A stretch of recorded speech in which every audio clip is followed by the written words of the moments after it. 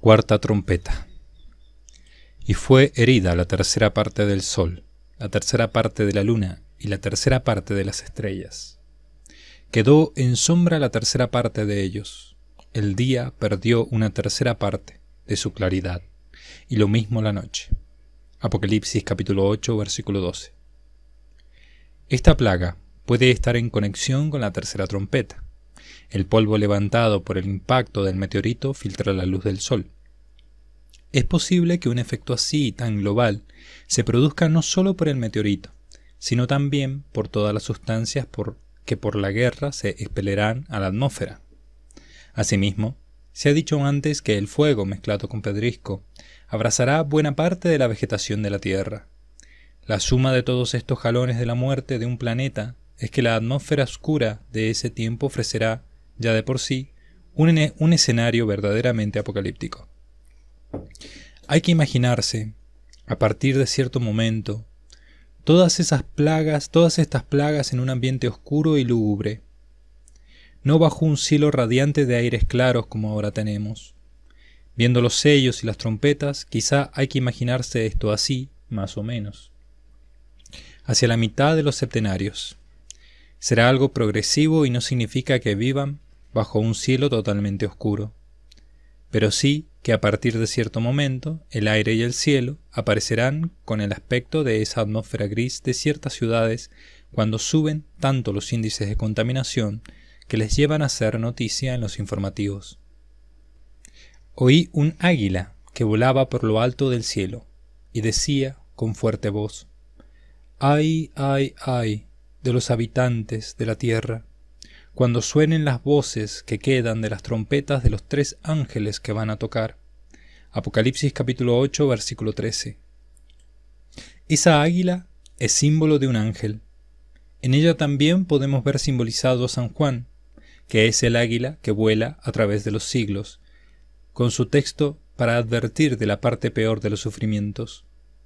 Aquí se nos advierte que comienzan las 3 ayes, es decir, 3 castigos que son sustancialmente peores que los anteriores, tan peores que si las 3 trompetas son una profecía de castigo y dolor, estos 3 son un anuncio de más dolor dentro de la profecía de dolor.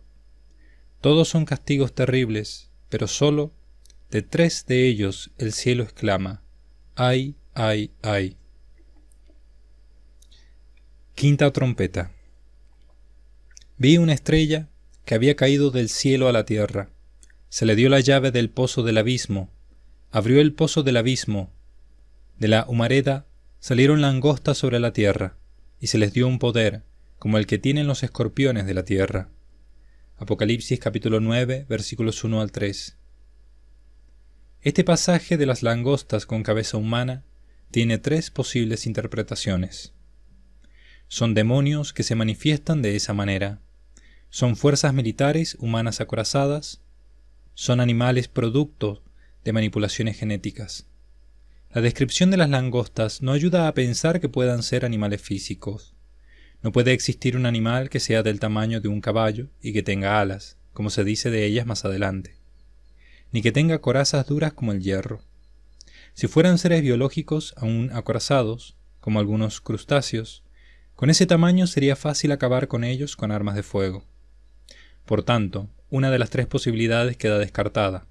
Las langostas con cabeza de mujer, o son la forma en que se manifiestan los demonios sobre la tierra, o son una forma literaria usada para expresar fuerzas acorazadas de un ejército.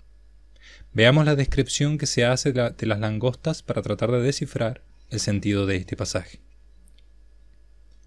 La apariencia de estas langostas era parecida a caballos preparados para la guerra. Sobre sus cabezas tenían como coronas que parecían de oro. Sus rostros eran como rostros humanos. Tenían cabellos como cabellos de mujer, y sus dientes eran como de león. Tenían corazas como corazas de hierro, y el ruido de sus alas como el estrépito de carros de muchos caballos que corren al combate. Tienen colas parecidas a la de los escorpiones, con aguijones, y en sus colas el poder de causar daño a los hombres durante 5 meses. Tienen sobre sí como rey al ángel del abismo, llamado en hebreo Abadón, y en griego Apolión. Apocalipsis capítulo 9, versículos 7 al 11. El que el rostro de estas langostas sea humano, y el hecho de que su apariencia era parecida a caballos preparados para la guerra, son dos rasgos que contarían a favor de que lo que se describe son las fuerzas de caballería de un ejército. Un hombre del siglo I pintaría visualmente esa fuerza armada como la caballería de ese tiempo, la caballería de las legiones, mientras que nosotros, al leer ese texto, podríamos entender que se está refiriendo al arma de caballería de nuestra época. El que sus corazas sean de hierro también podría indicar que son fuerzas acorazadas. El estrépito de sus alas parece indicar algo mecánico, como motores.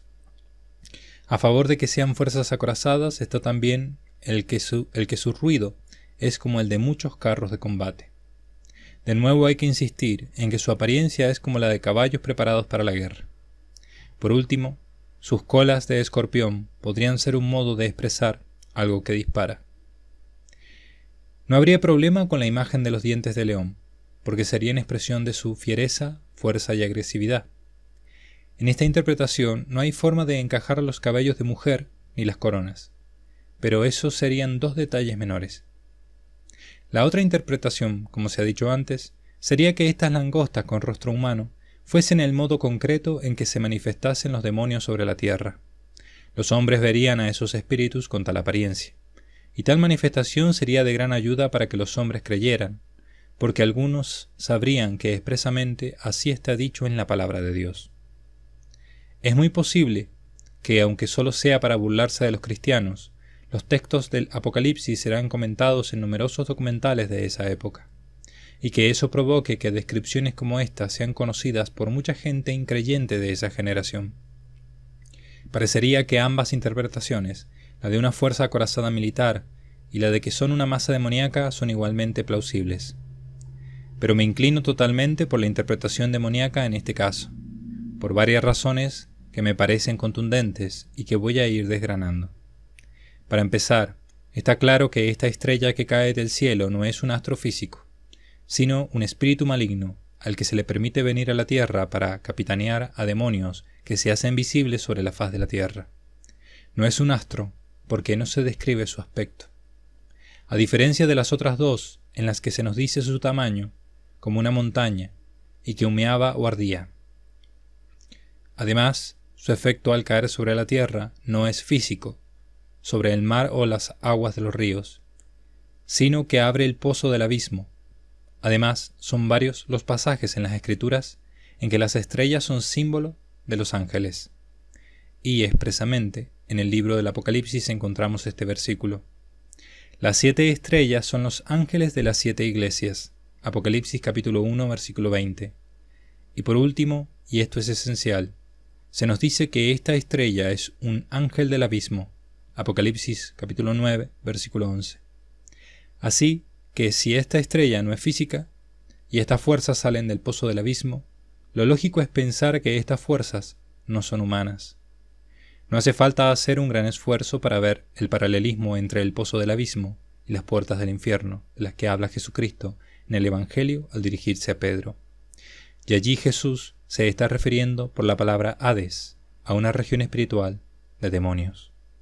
No solo eso, sino que esta idea está reforzada por el hecho de que al ángel caído les es dada la llave del pozo del abismo. Apocalipsis capítulo 9, versículo 1. Se le entregan unas llaves a Pedro y se le entrega una llave a ese demonio. El que capitanea a las langostas es un demonio. Tienen sobre sí como rey al ángel del abismo. Apocalipsis capítulo 9, versículo 11. Tanto su nombre Abaddon y Apolión significan lo mismo, destructor. Si su capitán es un demonio y no un hombre, entonces estas langostas con cabeza humana son el modo en que se manifiestan los espíritus malignos sobre la tierra. Frente a la lectura de que sean fuerzas acorazadas humanas, la interpretación demoníaca viene reforzada por el hecho de que estas langostas atormentan, pero no matan. Se les dio poder no para matarlos, sino para atormentarlos durante 5 meses. Apocalipsis capítulo 9, versículo 5.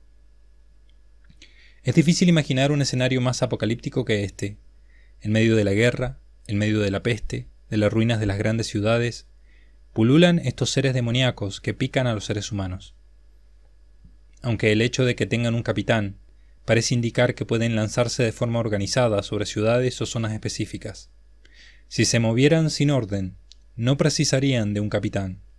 Serían dejadas que se moviesen por la tierra a su discreción.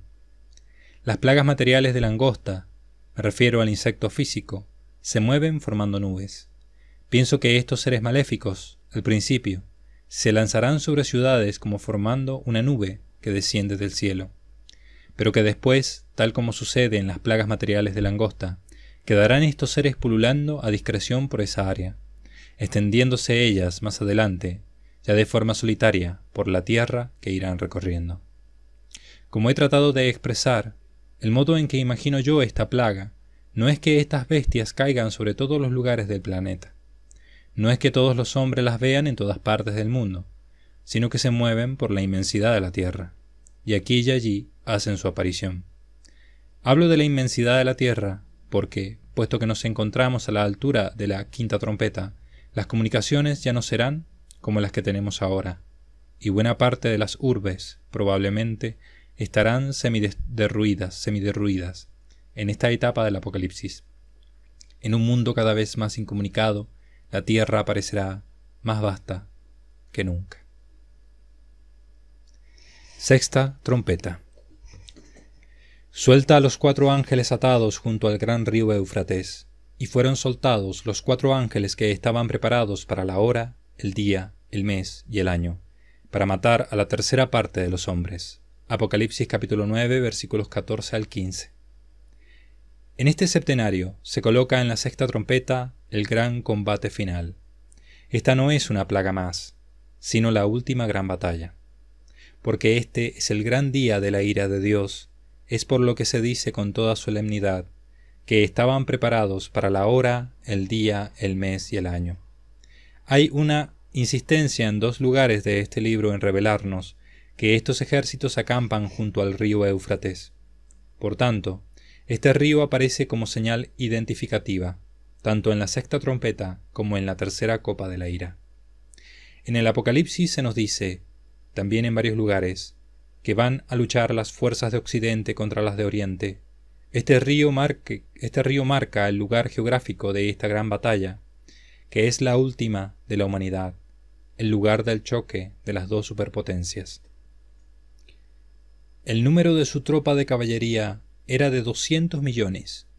Pude oír su número. Apocalipsis capítulo 9, versículo 16. Resulta imposible encontrar cualquier simbolismo a este número, aunque el número 200 aparezca varias veces en la Biblia. Aparece, sí, pero carente de simbolismo, de forma que debemos pensar que es la revelación de un número concreto. El número es exorbitante. Pensemos que actualmente, escribo esto en el año 2017, el ejército de Estados Unidos cuenta con 475.000 soldados activos y 540.000 en la reserva. El ejército de China cuenta con 2.300.000 soldados en activo y 510.000 en la reserva.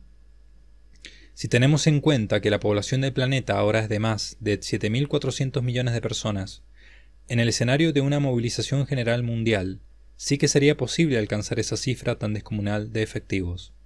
Eso supondría que de cada lado de la contienda hay unos 100 millones de soldados. Ya ahora solo esos 2 países mencionados suman 4 millones de efectivos. La cifra resulta inmensa, pero posible. No significa que ambos ejércitos estén acampados en poco espacio a ambos lados del Éufrates, como en la época de Alejandro Magno o de Julio César. Los ejércitos son de esa magnitud citada y están preparados para entrar en combate, pero no significa que estén todos acampados allí. Aunque los versículos sugieren que en esa región sí que debe haber una inmensa concentración de tropas, pero el que se insista tanto en el Éufrates se podría entender simplemente como que allí se halla la línea de división, bien sea en ese lugar exactamente o bien sea en esa zona considerada con más amplitud. Existe una tercera posibilidad, y es que el Éufrates sea un símbolo de la línea divisoria entre las fuerzas de Oriente y Occidente que van a participar en la gran batalla final. Pero me inclino totalmente a pensar en el Éufrates como la línea divisoria física entre ambos ejércitos acampados, o el río o esa zona, porque está claro que la frontera entre dos grandes superpotencias será de miles de kilómetros y abarcará varios países. Pero el texto bíblico indica que esa zona en concreto será de la gran última batalla. La batalla será épica como ninguna. 200 millones de efectivos. Nunca se vio algo así y nunca se volverá a ver. Así vi en la visión los caballos y a los que los montaban. Tenían corazas de color de fuego, de jacinto y de azufre, las cabezas de los caballos como cabezas de león, y de sus bocas salía fuego y humo y azufre. Apocalipsis capítulo 9, versículo 17.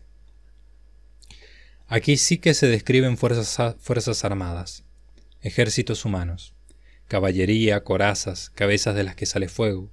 Como se ve, la quinta trompeta es de naturaleza demoníaca, y la sexta es la guerra. La batalla final entre los hombres, y así en los castigos divinos se entremezcla el desastre natural con las guerras y con el castigo demoníaco.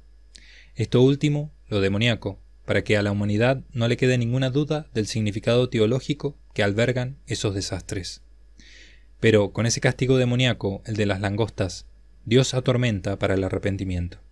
Pero es de parte de los hombres que cae la muerte sobre buena parte de la humanidad.